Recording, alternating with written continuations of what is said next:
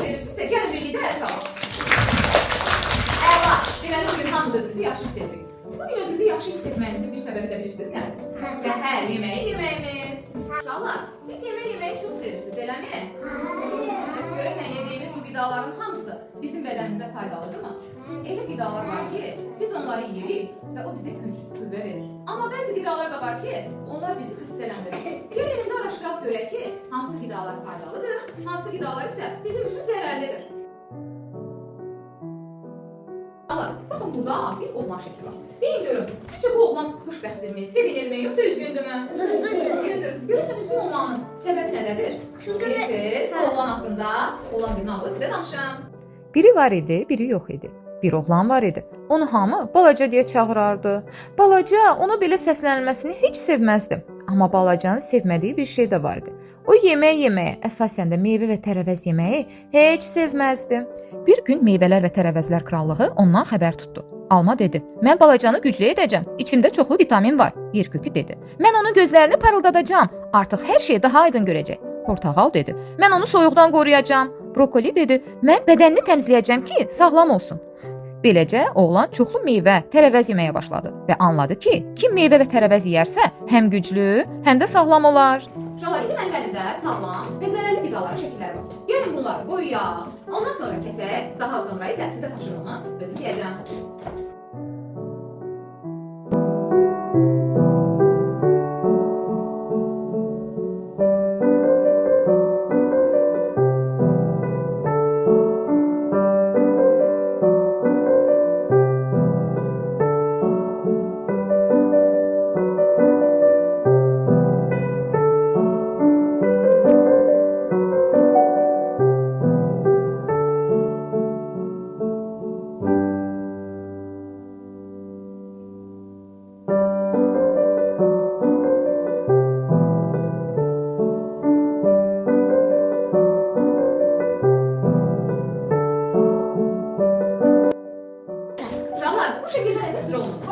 Kuşlar düzün yanında isə çəngəl və bıçaqlar bizim yemək yediğimiz bir qab. Bəs burada nə şəkli var?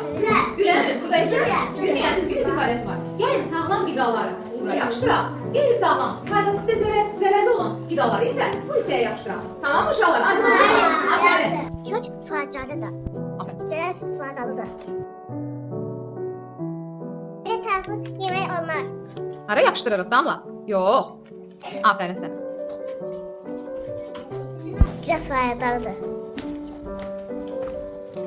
Karpuz faydalıdır. Ay sağ ol. Süt faydalıdır. Bu yemek olmaz. Çok güzel ama zararlıdır. Çok şirin yemek zararlıdır. Balık Arap'tır. Hamburger zararlıdır. Kahve zararlıdır. Ama faydalıdır. Bir faydalıdır. Kola içmeyin. Çok tat yemek olmaz. Hepsi ziyanlıdır. Yumurta heylidir. Aferin sən. Aç bizi güçlendirir. Aferin.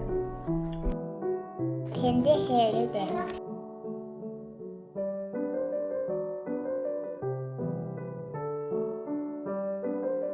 Aferin uşaqlar. Bu tapşırığın da öhdəsindən əla gəldik. İndi biz bu məşğələdə artıq öyrəndik ki, tərəvəzlər və meyvələr bizim bədənimiz, sağlamlığımız, orqanizmimiz üçün çox faydalıdır. İndi gəlin bu meyvələrə qonaq olaq.